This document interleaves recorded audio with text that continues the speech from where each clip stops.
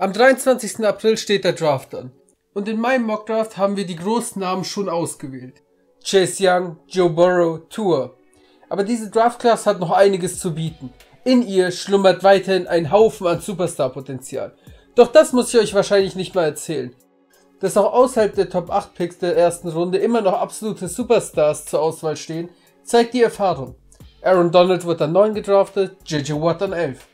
Und für jeden, der das erste Mockdraft-Video noch nicht gesehen hat, würde ich empfehlen, damit anzufangen. Weil ich da auch genauer erzähle, wie ich diese Spiele eingeteilt habe, ihre Fähigkeiten gescoutet habe und so weiter.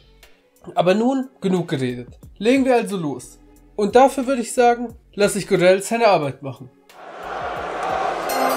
With the 9th pick in the 2019 NFL Draft, the Jacksonville Jaguars select Derrick Brown, Defensive Tackle, Auburn.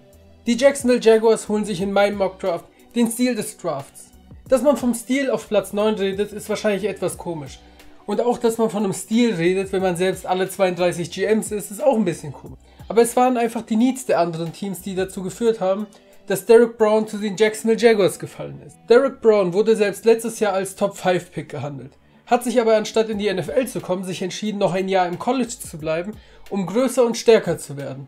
Und das hat sich gelohnt. Wenn Derrick Brown vor dir steht, ist nicht die Frage, ob er dich schlägt, sondern wann. Seine Lower Body Stärke ist absolut sehenswert, wodurch wir oft sehen durften, dass er einen O-Liner in seinen eigenen Quarterback schiebt. Und diese Lower Body Stärke hilft ihm natürlich auch im Double Teams, zum Beispiel zu ankern. Dazu ist er noch absolut versatil. Du kannst ihn eigentlich überall hinstellen, wo du willst. Er wird absolut destruktiv sein. Egal ob vor dem Center oder ganz weit außen bei den Tackles. Also 0 bis 5, egal was. Jeder, der vor ihm stand, hat wahrscheinlich gehofft, nicht in seinen eigenen Quarterback zu fallen, denn diese Beine werden dich irgendwann dahin drücken. Und wenn nicht, schlagen dich die sehr guten technischen Hände einfach zu Grund und Boden. Ich persönlich muss sagen, ich freue mich sehr, dass dieser Mann in die NFL kommt. Denn als alter D-Liner kann ich sagen, ich habe mich ein wenig in seine Spielweise verliebt. with the 10th pick in the 2017 NFL Draft, the Cleveland Browns select Mickey Becton, Offensive Tackle, Louisville. Wenn wir auf das letzte Jahr der Browns zurückblicken, fallen den meisten Leuten wahrscheinlich viel ein. Aber wenn wir es in einem Wort zusammenfassen wollen, ist das meistgefallene Wort wahrscheinlich enttäuscht. Es sollte das Jahr der Browns werden, aber leider wurde es ein Brownsy-Jahr, also ein schlechtes. Ich bin der Meinung, dass ein Trade, der neben vielen den anderen Sachen, die passiert sind letztes Jahr, der Sargnagel der letztjährigen Browns war. Oliver Vernon gegen Kevin Seidler. So viele Jahre sehen wir das Teams mit vielen Stars nicht so spielen, wie sie theoretisch sollten, weil ihre O-Line auseinanderfällt.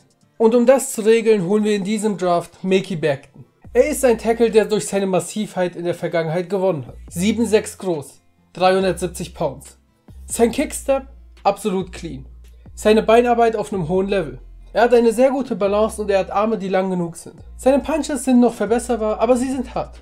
Auch wenn das alles davor jetzt so positiv klang. Allgemein muss er seine Technik noch verbessern. Denn in der Vergangenheit konnte er durch seine Massivheit gewinnen. Das wird in der NFL nicht mehr so leicht sein. Denn in der NFL sind alle massiv, alle stark, alle monströs.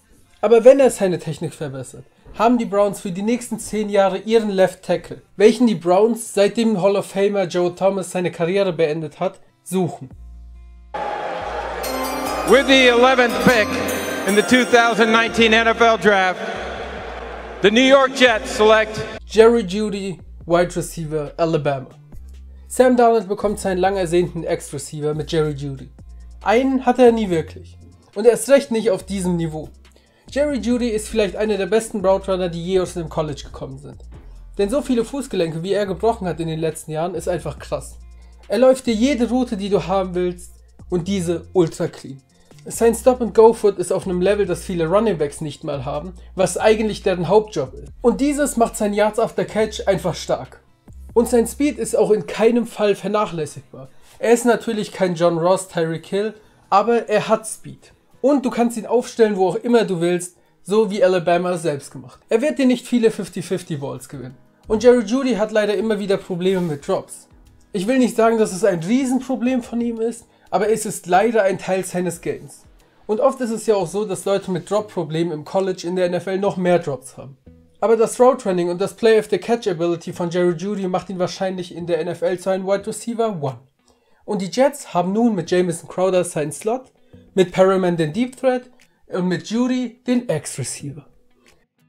Well, wait, looks like both war rooms are feverishly back on the phones. I think that means a trade is coming. Die Philadelphia Eagles traden mit den Oakland Raiders, um an die 12 zu kommen. Die Idee dahinter ist, vor den 49ers zu traden, um ihren Wide Receiver der Wahl zu kriegen. Das wäre auch nicht das erste Mal, dass sie so etwas mit einem Team machen, die denselben Need haben. Die Eagles geben dafür einen Second dieses Jahr, einen Sechsten dieses Jahr, einen Dritten nächstes Jahr und einen Sechsten nächstes Jahr. Und wen sie dafür holen, sehen wir hier. With the 12th pick in the 2019 NFL Draft, the Philadelphia Eagles select Henry Ruggs, Wide Receiver, Alabama. Wenn Leute an Ruggs denken, denken sie an eine Sache. Speed, Speed, Speed. Und um Patrick Mahomes zu zitieren, Speed kills. Und natürlich muss man bei Ruggs an Speed denken. Er ist im 40-Yard-Dash 4,28 gelaufen und ist damit einer der schnellsten Spieler aller Zeiten, die in der NFL gekommen sind. Und ja, 40-Yard-Dash ist nicht Game Speed, aber es ist zumindest ein Indikator. Aber was ich eigentlich sagen will, Ruggs ist so viel mehr. Einen recht guten Release, mit recht guter Handarbeit im Release. Sein Stop-and-Go-Foot ist für den Speed sehr, sehr schön und er hat sehr, sehr gute Hände, was man bei einem Spieler mit diesem Speed fast nie sieht. Normalerweise haben Leute mit so einem Speed oft Holzhände und können Bälle nicht fangen. Aber Henry Ruggs zeigt mit vielen, vielen Off-Body-Catches, dass das auch anders geht.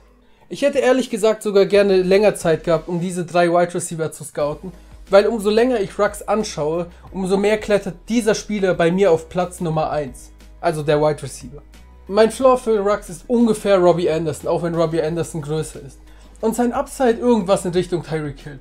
Auch wenn ich nicht glaube, dass er zu Tyreek Hill werden wird, weil Tyreek Hill auch einen unglaublich starken Stop-and-Go-Foot hat, was ihn natürlich ja auch zu einem sehr, sehr guten Läufer macht. Und warum die Eagles unbedingt Ruggs haben wollen, ist auch klar. Man hat bei den Eagles letztes Jahr gemerkt, dass ein Deep Threat gefehlt hat. Ich weiß, Deshaun Jackson war da, aber gefühlt 2 Spiele. Und nachdem Deshaun Jackson sich verletzt hat, hat wirklich niemand den gegnerischen Spielern auch nur das Gefühl geben können, dass irgendwas über 10 Yards passiert.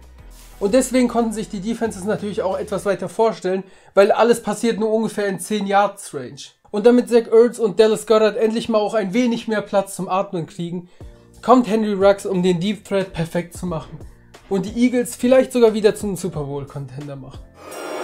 with the 13th pick in the 2019 NFL Draft, the San Francisco 49ers select CeeDee Lamb, Wide Receiver, Oklahoma.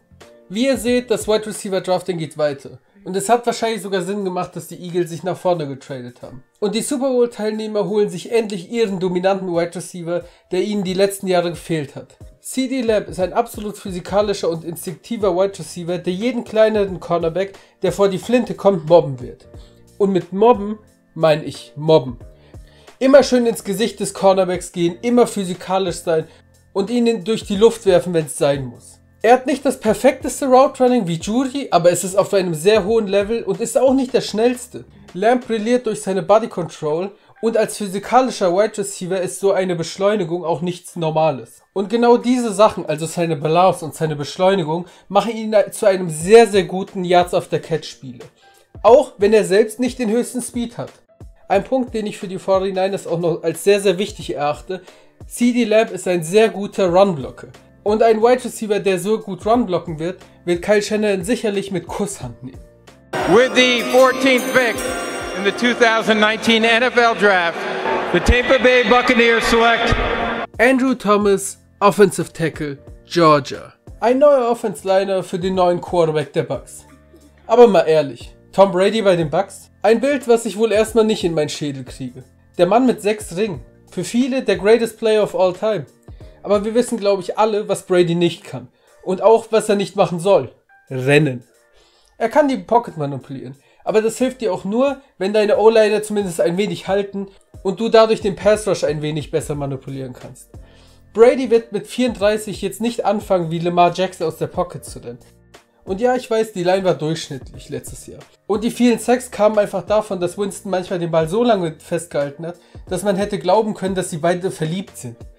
Aber viel besser ist es auch nicht. Erst recht, wenn man drüber nachdenkt, dass der Vertrag von DeMar Dodson, also der Right Tackle, nicht verlängert wurde. Der ist zurzeit Free Agent. Und deswegen brauchen wir einen neuen Offensive Liner. Und der ist Andrew Thomas. Ein recht athletischer, aber eher technischer Offensive Tackle, der manchmal mit Speedrushes ein Problem zu haben scheint. Aber er hat sonst alles, was man von einem Tackle haben will. Schnell auf den Beinen, lange Arme, sehr schönes Handplacement, recht stark, im Laufspiel sehr gut und die manchmal aufkommenden Missteps, die Probleme mit den Speedrushes mit sich bringt, kann natürlich ein Brady meisterhaft durch seine Pocket-Manipulation ein wenig umgehen und Andrew Thomas helfen. With the 15th pick in the 2019 NFL Draft, the Denver Broncos select Javon Kinlaw, Defensive Tackle, South Carolina. Die Denver Broncos bekommen, nachdem sie letztes Jahr endlich ihren Quarterback drafteten, endlich auch ihre Hilfe in der Mitte der Line. Ich habe ja letztes Jahr ein Video gemacht, warum die Denver Broncos letztes Jahr nach 4 Spielen 0 Sacks und 0 Interceptions hatten. Und eins dieser Gründe war damals, dass der Druck von der Mitte nicht genug kommt. Ein Von Miller bringt halt sehr gerne Speed-Rushing-Moves, die bei zu wenig Druck von der Mitte auch gerne mal hinter dem Quarterback landen. Weil wenn kein Druck von der Mitte kommt, kann der Quarterback einfach nach vorne steppen und ein Miller läuft hinten immer am Quarterback vorbei. Und um den Druck von der Mitte ein wenig zu erhöhen, holen wir Javon Kinlaw für die Denver Broncos. Javon Kinlaw ist unglaublich explosiv in den ersten Schritten und kann mit seiner puren Kraft und Masse einfach viel Druck von der Mitte machen.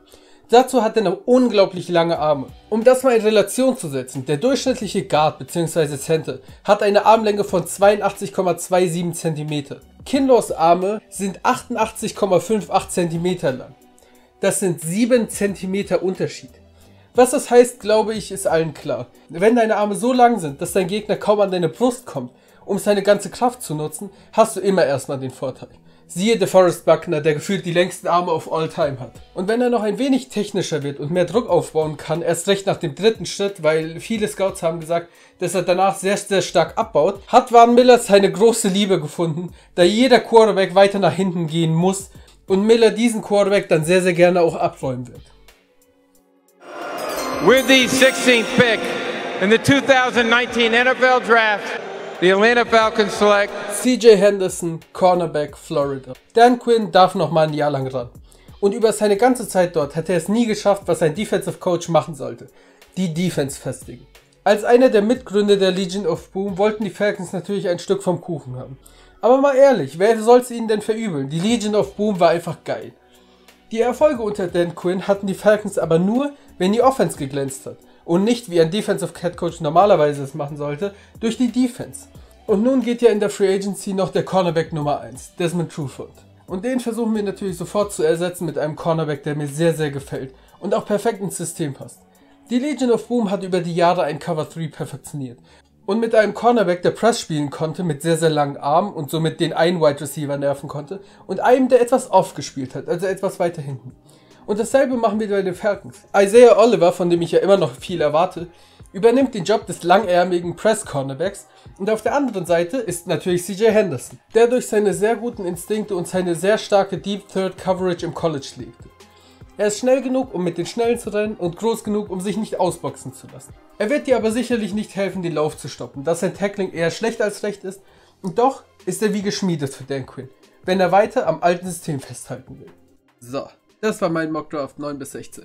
Ich hoffe, euch hat es gefallen, aber jetzt meine Frage an euch. Würdet ihr genauso picken oder sieht euer Mockdraft ganz anders aus und ihr habt irgendwie, keine Ahnung, CJ Henderson erst in der zweiten Runde oder Rux ganz weit unten? Sagt es mir doch einfach in den Kommentaren.